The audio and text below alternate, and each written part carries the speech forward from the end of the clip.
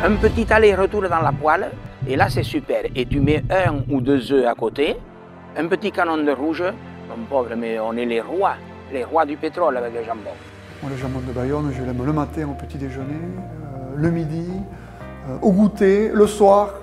Dès qu'on évoque jambon de Bayonne, on pense à notre terroir, alors que ce soit aussi bien au Pays Basque, en Béarn, en Chalosse, sud des Landes. Un petit coin vraiment très campagne, de riche gastronomie, de gens authentiques du terroir. Vous dégusteriez ce jambon de Bayonne, vous vous souviendrez de nous pendant encore plusieurs heures. Vous l'aurez en bouche. Vraiment le plus simplement possible, sans pas besoin d'y rajouter beaucoup de choses. Le jambon en lui-même, généralement, suffit à lui-même. Le jambon de Bayonne, pour moi, c'est la gastronomie française. C'est que c'est un jambon qui est plutôt doux, long en bouche, doux, pas trop salé, très agréable. Voilà, c'est un jambon qui est fondant et qui vous fait fondre.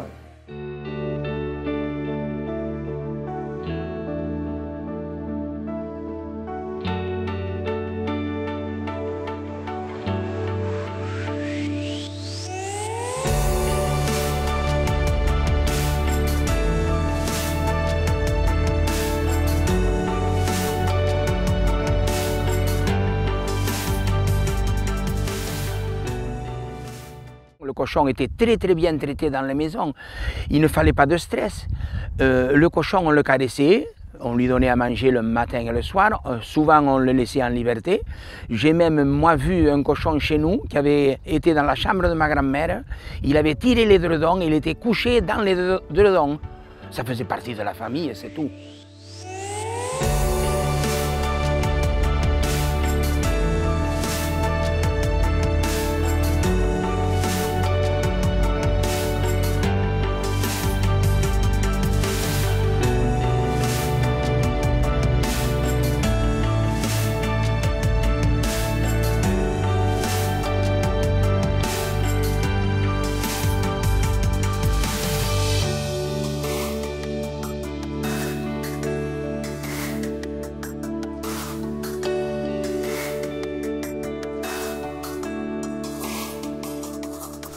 Les porcs sont élevés dans les Pyrénées-Atlantiques. Ils mangent une alimentation, c'est surtout des céréales, qui sont de la production de la ferme. On est sans OGM. Les céréales qu'on utilise sont le maïs, le triticale. On achète aussi du soja. Le Collège des fabricants d'aliments au sein du consortium Jambon de Bayonne a pour mission donc de mettre au service des éleveurs ou des solutions d'aliments complets ou des solutions complémentaires. L'idée majeure est de pouvoir aller sur un produit final qui permettrait de donner une allégation d'animaux nourris avec des matières premières 100% françaises. En fait, on produit, nous, sur notre élevage, 100% de l'alimentation de nos animaux. Donc en fait, la production de maïs, c'est la nôtre, c'est nous qui le semons, qui le récoltons, qui le stockons. Donc on maîtrise toute cette chaîne et pour pouvoir avoir un maïs de qualité et utiliser le moins d'intrants possible d'ailleurs, on valorise le lisier de nos porcs. On est obligé de leur donner 60% de céréales dans l'alimentation et il nous est strictement interdit d'utiliser des farines animales pour alimenter nos cochons comme peuvent l'utiliser certains pays voisins. L'IGP, ça a changé que ça a rattaché la production à son territoire. Le jambon de Bayonne, c'est le cercle vertueux du sud-ouest, de la terre à l'élevage jusqu'à l'assiette. Moi j'ai choisi ce métier, la question ne s'est même pas posée sur différents métiers. On fait des choses différentes toutes les semaines, donc on ne se lasse pas d'être au milieu des animaux. Ce qui est important, c'est la région, parce que c'est vrai qu'ici, il y a les vents qui sont porteurs, il y a tout. La qualité du cochon, la qualité de l'air, et puis le sel de salice, évidemment. Donc tout est important.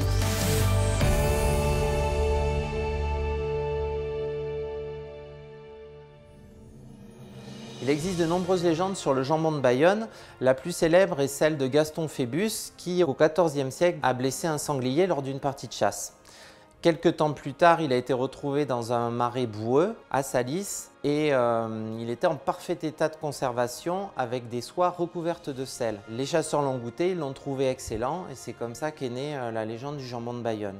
On retrouve ce jambon dans la littérature française. Gargantua l'avait mis dans ses banquets à sa table. Dans l'histoire de France aussi, vu que Louis XIV l'avait mis au menu de son mariage à Saint-Jean-de-Luz. Et pourquoi il s'appelle Bayonne? Au Moyen-Âge, il y avait une grande foire à Bayonne et c'est via ce port, une fois que les ventes étaient réalisées, que l'on envoyait le jambon dans toute la France. Donc à Nantes, à Paris, sur toutes les grandes tables, au vu déjà de sa très grande renommée qu'il avait à cette époque.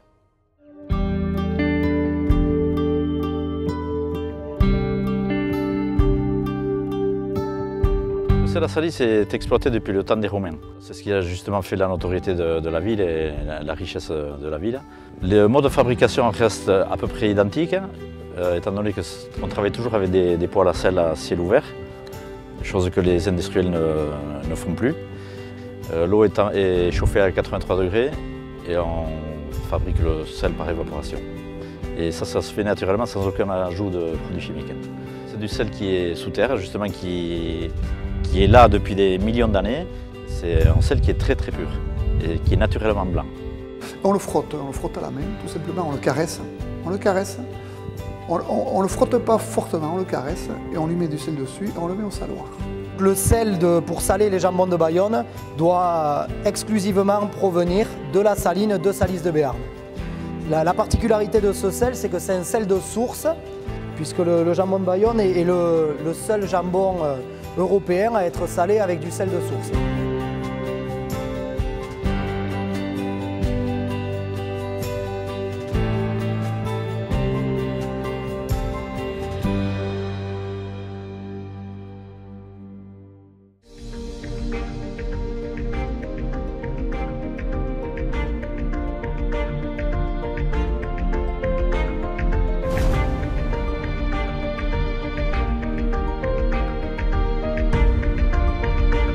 La panne, c'est du gras qu'on malaxe avec du sel, un petit peu de poivre et un peu de farine.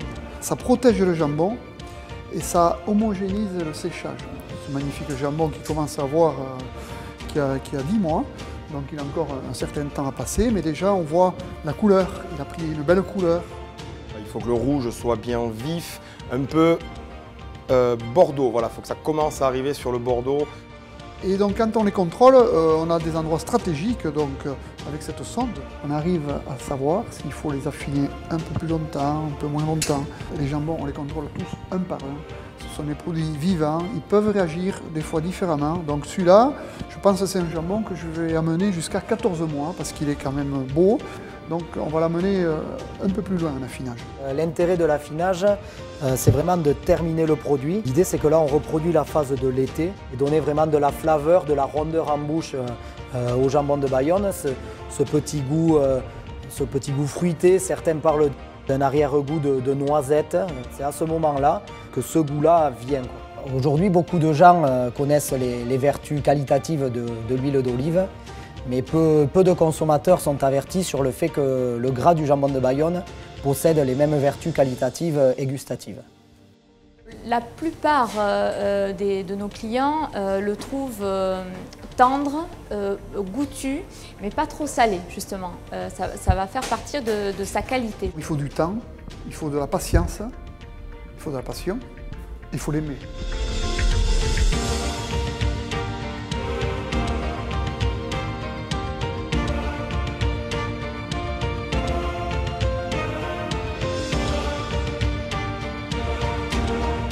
Une filière éco-responsable.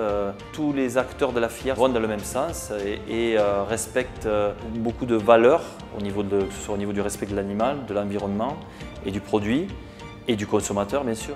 Des choses sur lesquelles on est très sensible dans ma famille et c'est pour ça qu'on veut aller encore plus loin avec le jambon de Bayonne.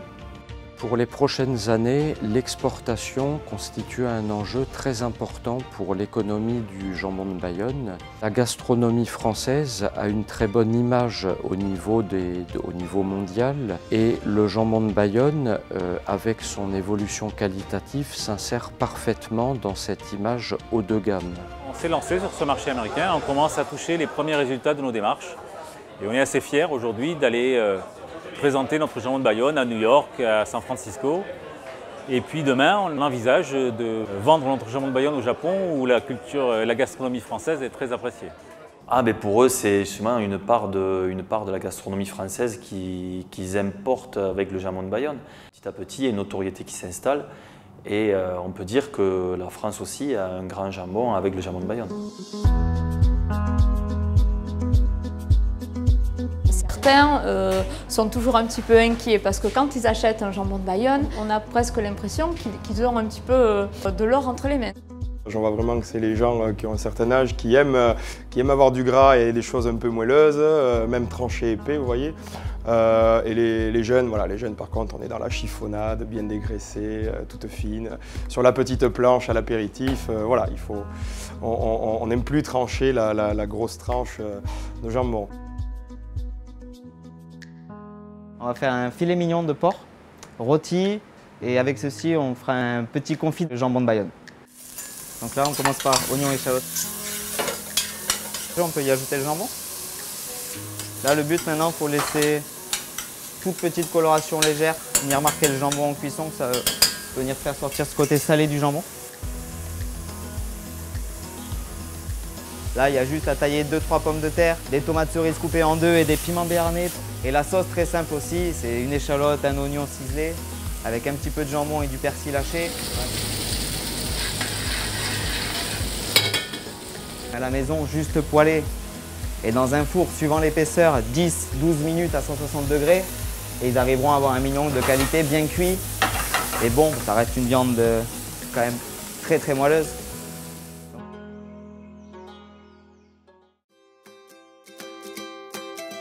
Les gens qui sont de passage dans la région sont toujours agréablement surpris par le jambon de Bayonne. C'est vrai qu'on connaît plutôt le jambon ibérique d'Espagne, quelque chose comme ça.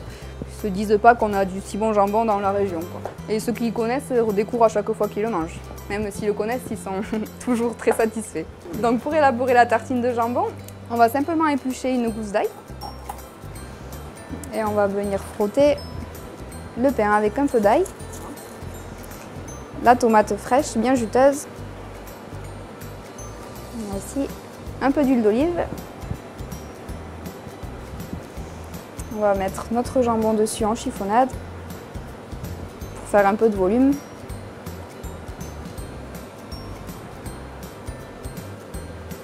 Hop, et on va venir verser notre gazpacho de melon qui a été mixé. C'est sa grande force. On peut le marier de diverses façons. C'est vraiment la différence et la force du jambon de Bayonne.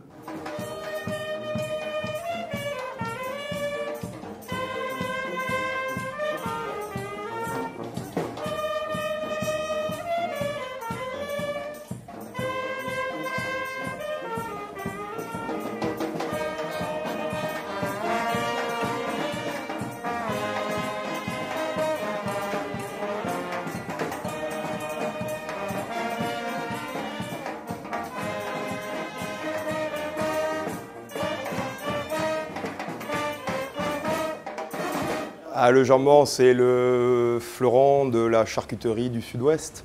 Le jambon, quand il est au milieu d'une table, il participe vivement à la fête. Celui qui avait un très bon jambon, il disait au voisin, tu viendras goûter mon jambon. On a vraiment affaire à un jambon presque haut de gamme parce qu'il offre cette qualité de gras qui remplace le beurre. Ce sont des goûts et des saveurs vraiment typiques, c'est-à-dire qu'on ne retrouve pas ce moelleux, cette douceur dans d'autres jambons. Et justement, c'est des goûts intemporels, quoi. Un bon jambon de Bayonne, on est au paradis.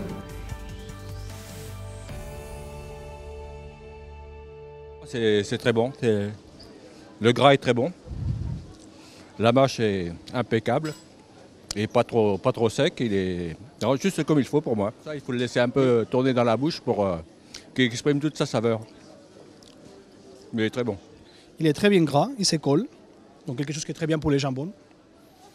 Déjà, on peut regarder qu'il a des gras dans la chair, quelque chose qui est un indicatif aussi de la qualité du jambon. Moelleux. Et pas du tout salé. Pas du tout salé. Il est bon. Il est vraiment bon. Bon, j'ai les droits en deuxième. Plutôt goûtu, assez tendre, salé comme il faut. Il est excellent, je valide. Il est très bon. D'habitude, je mange du jambon blanc, mais j'aime plus le jambon de Bayonne.